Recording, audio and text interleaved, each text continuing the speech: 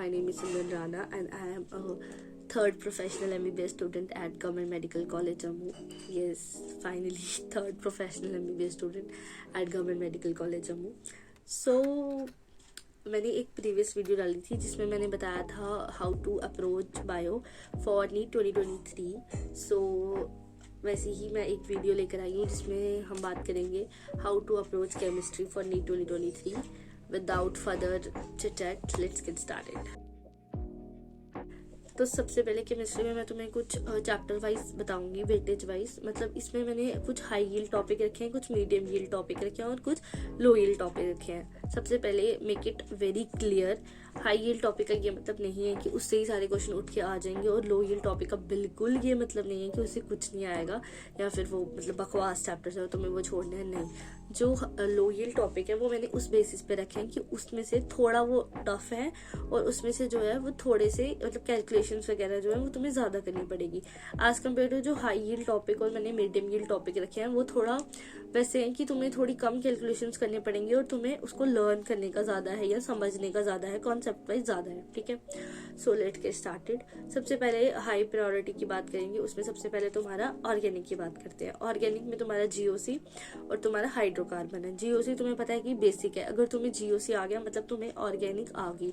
कि लोग क्या करते हैं सीधा एल्केन, अल्कोहल, फिनोल मतलब 12th की जो है ये सब उठा के ये सब पढ़ने की कोशिश करते हैं ऑर्गेनिक में, और फिर उनको लगता है कि यार हमारी ऑर्गेनिक बहुत वीक है क्योंकि तुमने कॉन्सेप्ट्स नहीं पढ़े, क्योंकि तुमने GOC नहीं पढ़ी, क्योंकि तुमने हाइड्रोकार्बन नहीं पढ़ा और क्योंकि तुमने 11th की अच्छे से नहीं पढ़ा.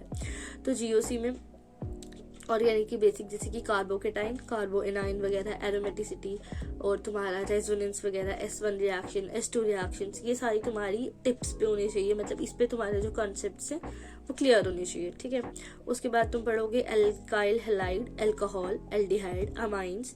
ये सारे मैं एक टेबल यहाँ पे लगा दूंगी जो जो मैंने लिखा है जिस हिसाब से. ये सब तुम्हें ऑर्गेनिक के लिए करना है और ये तुम्हारे हाई यील्ड टॉपिक है. ठीक है, इसके बाद ऑर्गेनिक के लिए तुम्हें क्या करना है, नेम्ड रिएक्शंस. जितनी भी ऑर्गेनिक में NCERT में नेम्ड रिएक्शंस हैं उनको अच्छे से एक पेज पे लिख लो और उनके जो रिएजेंट्स हैं वो भी अच्छे से लिख लो और उनको तुम्हें अच्छे से करना है और उनको तुम्हें याद करना है. और क्या होता है कई बार नेम्ड रिएक्शंस लिखते हैं उनके बीच में रिएजेंट लिखा होता है, रिएजेंट को भी अच्छे से याद करना है. कई बार उस रिएजेंट पे क्वेश्चन उठा के वो डाल सकते हैं. ठीक है, उसके बाद ये होगी ऑर्गेनिक की बात. उसके बाद तुम्हारे पास आता है केमिकल बॉन्डिंग, पीरियोडिक टेबल. ये मैंने क्यों रखा है, जैसे कि GOC ऑर्गेनिक का बेसिक है वैसे ही तुम्हारी केमिकल बॉन्डिंग और पीरियोडिक टेबल इनऑर्गेनिक का बेसिस है. तो तुम्हें ये करना है और उसके बाद तुम्हें करना है स्ट्रक्चर ऑफ एटम. ठीक है, ये तीनों तुम्हारे हो गए बेसिक ऑफ इनऑर्गेनिक. जैसे ही तुम ये कर लोगे उसके बाद इनऑर्गेनिक में कौन से चैप्टर्स है जो मैंने हाई यील्ड में रखे हैं, hydrogen, S block, P block, DNF block. ठीक है, सबसे पहले ये सारे मैं बता देती हूँ. अब तुम्हें ये लगता है कि यार ये बहुत रट्टा है, पर तुम ये भी सोच सकते हो कि ये जो चैप्टर्स है ना, अगर तुमने ये चैप्टर्स अच्छे से कर लिए, सबसे पहले ये तुम्हारा टाइम बचाएंगे. क्योंकि एक क्वेश्चन है जो तुम्हें सोल्यूशन सॉल्व करना है, उसमें तुम 3 या 4 मिनट लगाओगे सॉल्व करने में और फिर तुम उसका आंसर निकालोगे कैलकुलेशन करके. वहीं अगर तुम्हें एक क्वेश्चन आ जाएगा हाइड्रोजन से या S ब्लॉक से या P ब्लॉक से, तो तुम 2 सेकेंड में या मतलब मिनिमम 30 सेकेंड में उसको फटाफट कर सकते हो क्योंकि तुम्हें लर्न करा है. तो एक तो ये तुम्हारा टाइम बचा रहा है और दूसरा तुम्हें ये पूरा श्योर हो कि तुम्हारे ये क्वेश्चन ठीक है.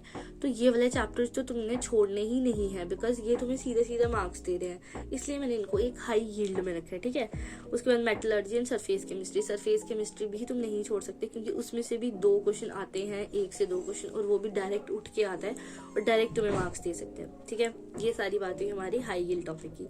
Now we will go to medium yield topic. अब बात करूंगी मीडियम यील्ड टॉपिक की. सबसे पहले उसमें मैंने biomolecules, polymers, chemistry in everyday life, environmental chemistry रखा है. ठीक है, अब तुम लोग बोलोगे यार ये तो सबसे कम इम्पोर्टेंट टॉपिक्स है. हाँ, मैंने ये सुना हुआ है और बहुत बच्चे जो हैं वो मेरे को यही बोलते हैं कि ये तो बहुत अनइम्पोर्टेंट से टॉपिक है, इनको हम एंड में करेंगे, इनको हम छोड़ देंगे. इससे सीधा सीधा क्वेश्चन उठ के आ रहे हैं और इसका क्वेश्चन तुम 30 सेकंड में कर सकते हो. इसके क्वेश्चन तुम्हें लर्न करने हैं. ये एक बेसिक वैसे तुम्हें पढ़ना है जैसे तुम बायो पढ़ते हो. तो ये अनइम्पोर्टेंट नहीं है, ये बहुत ज़्यादा इंपॉर्टेंट है क्योंकि इन 4 चैप्टर में से मिनिमम तुम्हें 10 क्वेश्चन तो मिलेंगे ही मिलेंगे. तुम्हें 40 मार्क्स सीधा सीधा यहाँ से मिल रहे हैं. 30 to 40 मार्क्स तुम अगर यहाँ से सीधे सीधे ले पा रहे हो 4 चैप्टर्स में से, तो वो अनइम्पॉर्टेंट नहीं, वो बहुत ज़्यादा इंपॉर्टेंट हो जाते हैं, इसलिए मैंने इनको मीडियम यील्ड टॉपिक में रखा है। इसके बाद redox, some basic concept of chemistry, वो तुम्हें मोल कॉन्सेप्ट वगैरह जो है वो सब। उसके बाद सॉलिड स्टेट, उसके बाद कोऑर्डिनेशन कंपाउंड। कोऑर्डिनेशन कंपाउंड से भी 2 से 3 क्वेश्चन आते ही आते हैं, तो ये सारे चैप्टर्स मैंने रखे हैं तुम्हारे मीडियम यील्ड में, ठीक है। उसके बाद let's talk about low yield topics. Low yield topic मैं वापस रिपीट करती हूँ, लो यील्ड टॉपिक वो वाले टॉपिक नहीं है जिनको छोड़ना है, जो अनइम्पॉर्टेंट है। ये जस्ट वो वाले टॉपिक है जो ज़्यादा टाइम कंज्यूमिंग है, जिसमें कैलकुलेशन ज़्यादा होती है और एरर के चांसेस थोड़े से ज़्यादा होते हैं, ठीक है। इसमें सबसे पहले हमारा thermodynamics, equilibrium, states of matter, electrochemistry, solutions और केमिकल काइनेटिक्स। अब तुम्हें पता है सॉल्यूशंस में तुम्हें करना पड़ती है कैलकुलेशन।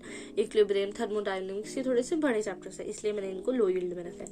अगर हाई यील्ड टॉपिक और मीडियम यील्ड टॉपिक को तुम अगर करोगे तो तुम्हारे 110 to 120 मार्क्स ऑब्वियसली सिक्योर हैं, बट तुम्हें इतने से मार्क्स से और आगे बढ़ना है ना, तुम्हें 160 तक 170 तक जाना है, तो उसके लिए तुम्हें ये हाई यील्ड वाले लो यील्ड वाले टॉपिक्स भी करने पड़ेंगे। पर पहले कोशिश करना है कि तुम उन हाई यील्ड और उन मीडियम यील्ड टॉपिक्स को कवर करो और उसके बाद तुम इन लो यील्ड वाले टॉपिक्स को कवर करो, ठीक है। अब इसके बाद मैं बात करूंगी हाउ टू अप्रोच, ठीक है, कि कैसे कैसे हमें डिफरेंट चीज़ों को अप्रोच करना है। सबसे पहले तुम्हें पता है केमिस्ट्री में तुम्हारे पास ऑर्गेनिक केमिस्ट्री है, इनऑर्गेनिक केमिस्ट्री है और तुम्हारे पास फिजिकल केमिस्ट्री है। सबसे पहले ऑर्गेनिक केमिस्ट्री को कैसे अप्रोच करना है।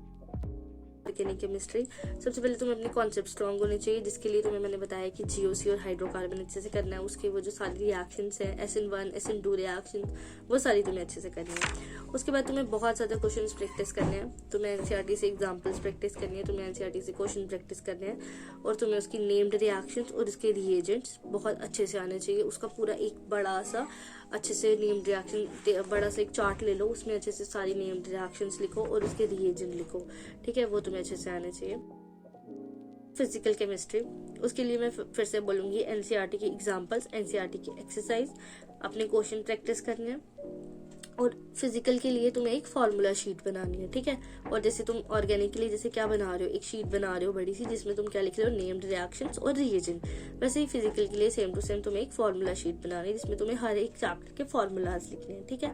और फिजिकल केमिस्ट्री में जैसे तुम अपना कोई तुम्हारे पास मॉड्यूल है या कुछ भी है, तुम वो भी सॉल्व कर सकते हो, क्योंकि थोड़ी सी तुम्हारी कैलकुलेशन और स्ट्रांग होगी। और इसमें तुम्हें ध्यान फिजिकल केमिस्ट्री में ये रखना है कि तुम्हारी कैलकुलेशन अच्छे से स्ट्रांग होनी चाहिए, प्रिसाइज होनी चाहिए। और उसके बाद तुम्हें अपनी स्पीड का ध्यान रखना है फिजिकल केमिस्ट्री में। ऑब्वियसली स्ट्रांग जितनी स्पीड तुम जितनी जल्दी क्वेश्चन निकाल पाओगे, उतने ज्यादा क्वेश्चन अटेम्प्ट कर पाओगे और क्वेश्चंस को टाइम दे पाओगे, और एक्यूरेसी पे ध्यान रखना है। और फिजिकल केमिस्ट्री में फिर से यही बोलूंगी, मॉड्यूल पे तुम तब जा सकते हो अगर तुम्हारे पास तुम्हें बिल्कुल पूरा पता है कि मेरी एनसीईआरटी की एग्जांपल्स और एक्सरसाइज मैंने अच्छे से कर लिए। देन गो टू जो भी तुम्हारे पास मॉड्यूल है, जो भी तुम कोचिंग सेंटर में जाते हो उसके मॉड्यूल्स हैं, उसके लिए तुम जा सकते हो, ताकि तुम ज्यादा क्वेश्चन प्रैक्टिस करो और तुम्हारी ज्यादा स्पीड और एक्यूरेसी बन जाए, सेम जैसे तुम अपनी फिजिक्स के लिए करते हो, ठीक है। उसके बाद तुम्हारे पास इनऑर्गेनिक है। ऑर्गेनिक में एक्सेप्शंस का टेबल, एक्सेप्शंस का एक बड़ा सा चार्ट जैसे तुमने उन दोनों में बनाया, वो बहुत इंपॉर्टेंट है। इनऑर्गेनिक के लिए रिवीजन इज द की, जैसे तुम अपनी बायो में बार बार रिवाइज करके उसको रिटेन करते हो, वैसे इनऑर्गेनिक को बार बार रिवाइज करके रिटेन करना है, ओके। उसके बाद एनसीईआरटी की जितनी एग्जांपल्स है, एनसीईआरटी की जितनी एक्सेप्शंस है, जितने वो ऑर्डर्स है ना, एटॉमिक नंबर का, एटॉमिक साइज का ऑर्डर है तुम्हारा, इलेक्ट्रोनेगेटिविटी का ऑर्डर है, और उसमें क्या क्या एक्सेप्शंस है, जो रेगुलर ट्रेंड्स नहीं फॉलो कर रहे, पहले तो रेगुलर ट्रेंड्स लिखो एक पेज पे, और जो नहीं फॉलो कर रहे उनको तो अच्छे से मार्क करके तुम रख लो और उसको अच्छे से लिखो, ओके। और उसके बाद सबसे लास्ट में तुम्हें क्या करना है, PYQs लगाने हैं, मॉक टेस्ट देने हैं, रिवीजन करनी है। सबसे पहले तुमने उसका रिवाइज करा, उसके बाद तुमने PYQs लगाए, उसके बाद तुमने मॉक टेस्ट दिया, उसके बाद जो तुम्हारी गलती आई उसकी एरर नोटबुक बनाई और फिर से रिवाइज करा और फिर से ये ट्रेंड फॉलो करा, ओके। आई होप कि मैंने काफ़ी तुम्हें डिटेल वीडियो दे दी है कि कैसे तुम्हें केमिस्ट्री को अप्रोच करना है, और मैं तुम्हारा थोड़ा सा ज़्यादा टाइम नहीं वेस्ट करूँगी, तुम इसको फॉलो करो and I hope it will help you.